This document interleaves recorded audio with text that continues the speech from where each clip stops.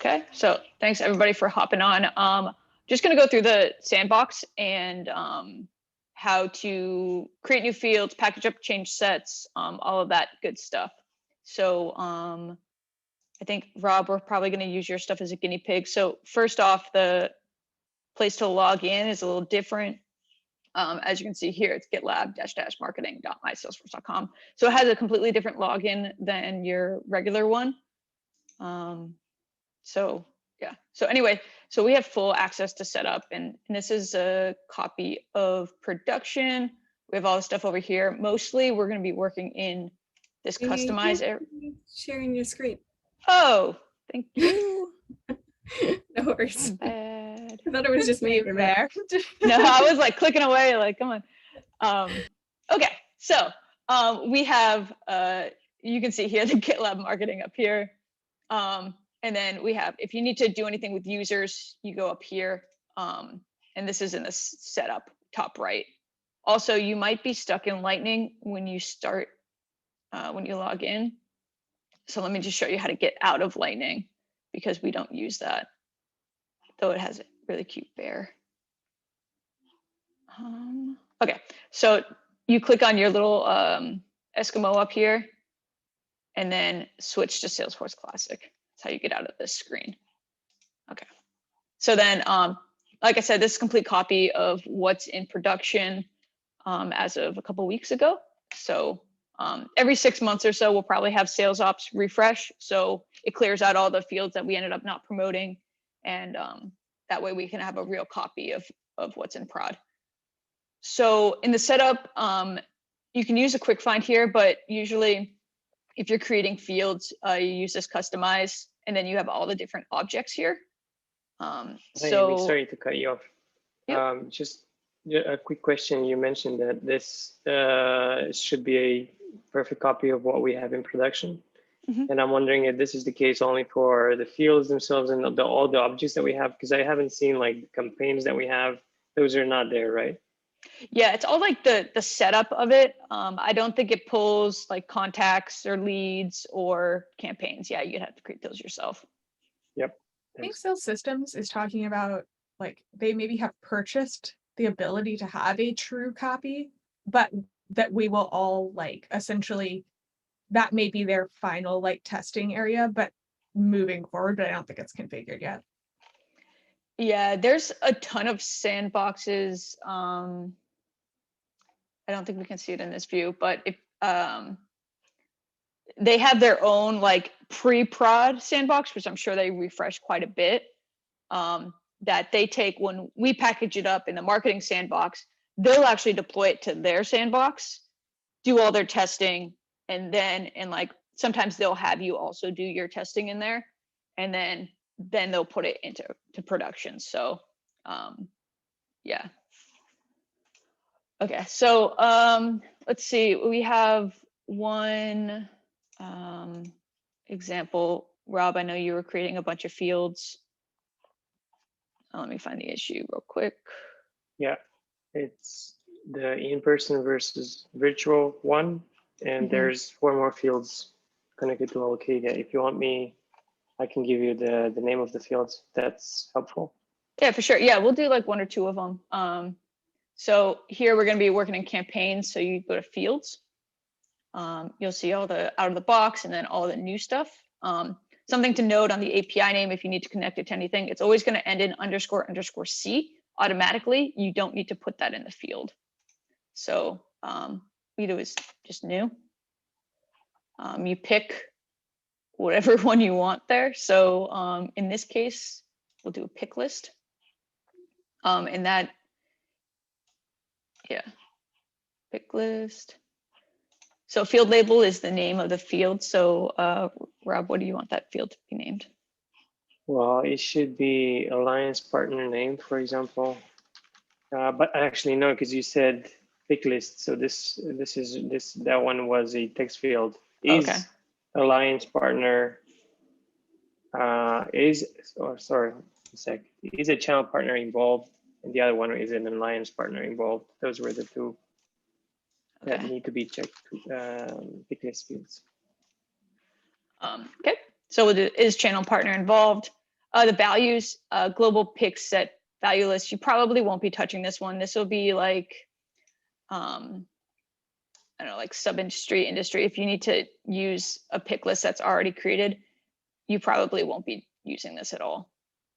So we'll just do enter values. So this one's pretty easy. It's just a yes or no. Exactly. And then here, you can, usually you want to restrict it so someone doesn't type in like yes and then adds a pick list value. So you just want one value, yes, no. Description, it's always good to put in the issue.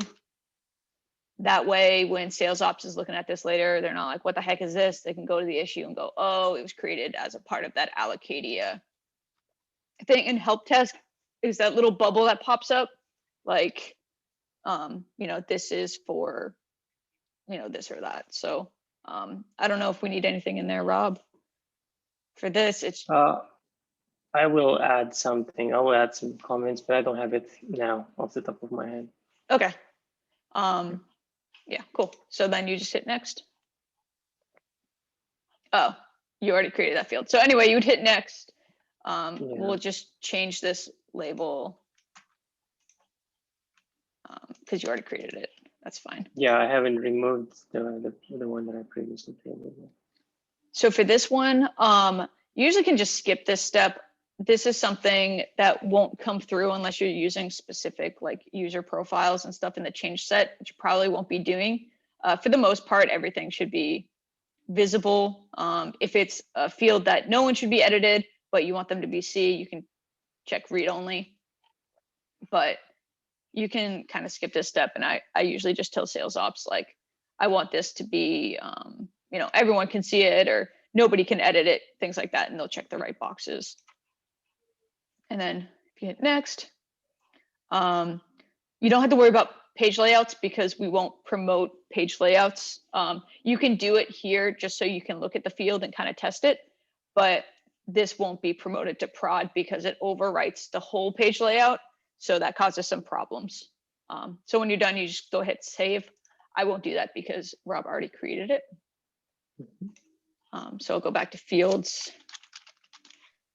As you can see, is channel partner involved. That's already in there. Oh, this is a checkbox. Okay, so yes, I need to. Yeah, we can do that. We can change it here.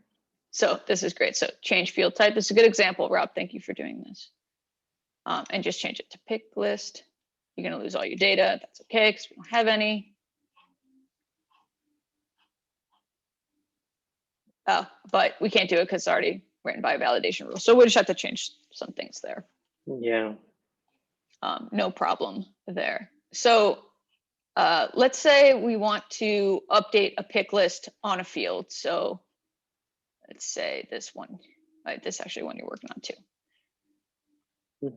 So this one is in person and in virtual. So we want to add a new one. Say yes or no. So you can add as many as you want there. We'll save it. And then say, okay, we don't need these two. If they're already in use and we want to be able to save the campaign again, you would just deactivate it.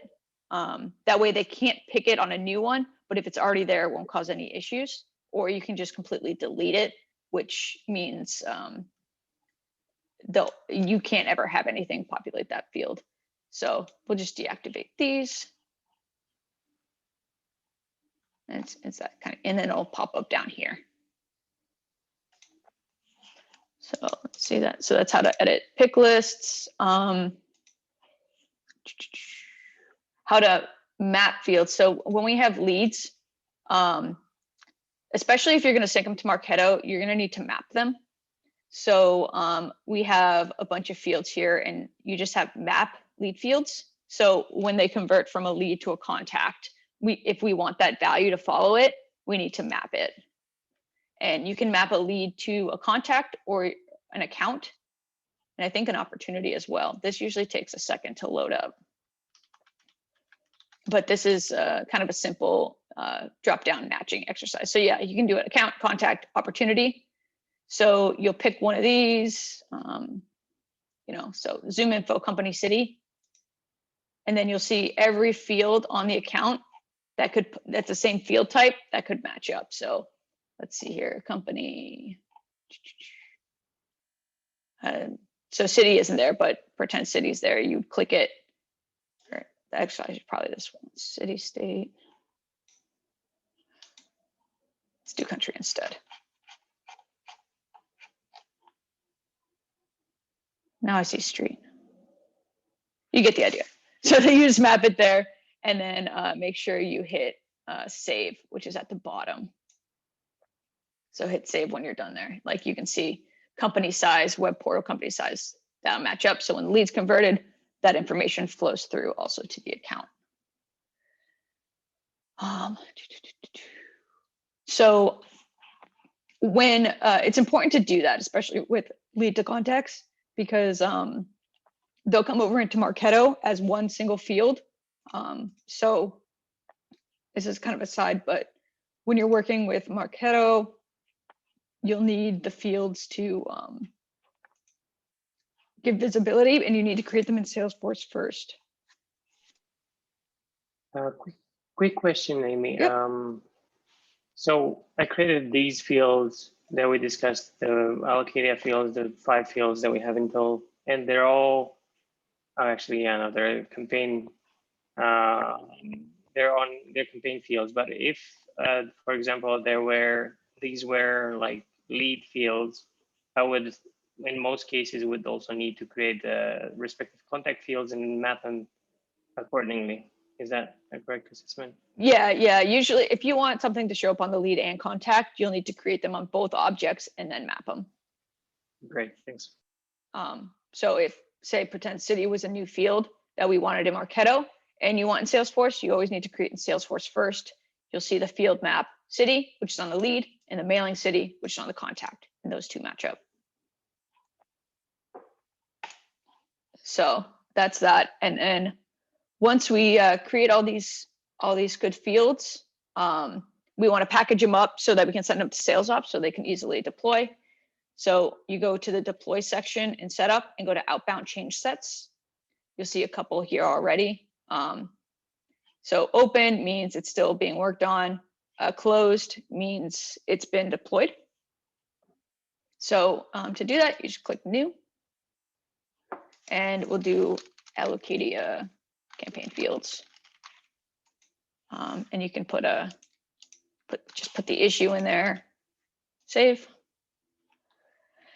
And here we see all the things. So we want to add fields. So you go to add. So these are all the different components you can add. Usually going to be fields, which I think are under custom field. It'll populate every field you can possibly do. Go ahead, find it, in-person, virtual. Okay, cool, it's on the campaign. As you can see here too, like if you have inferred city on the lead contact, if you wanted that to be in the change set, you'd have to click both. So here we'll go in-person, virtual, and all you do is just click add to change set, and it pops in there.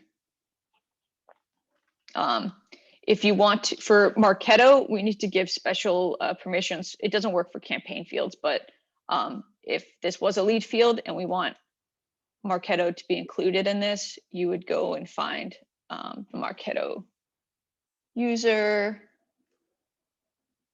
which you can't find.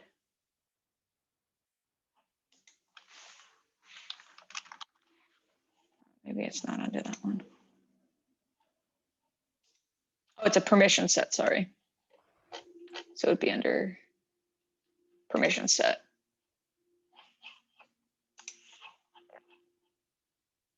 Marketo user fields.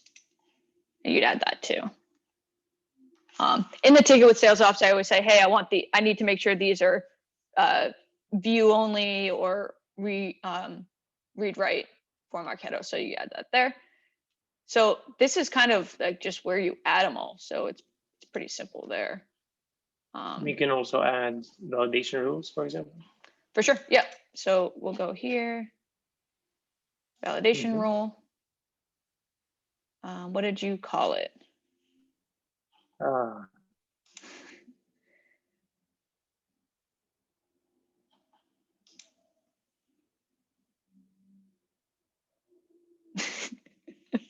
That's always the hardest part.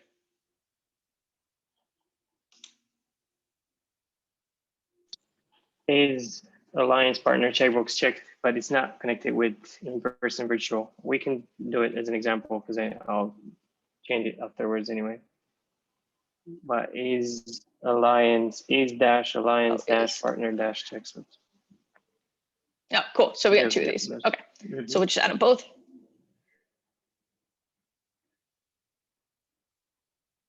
And so, I mean, that's kind of it. So you just keep adding to this, and then when you're done, you can just take the link up there and put it in a sales ops issue. You can create the sales ops issue before. Say, hey, usually Sheila's been doing it for us. Hey, this is coming up. Want you to be aware. I think Rob, you already did that. And then let her know when it's ready, and she deploys it pretty fast. If you're not getting a quick response, go in the mop stops and Slack and bug them there. But that's kind of it. A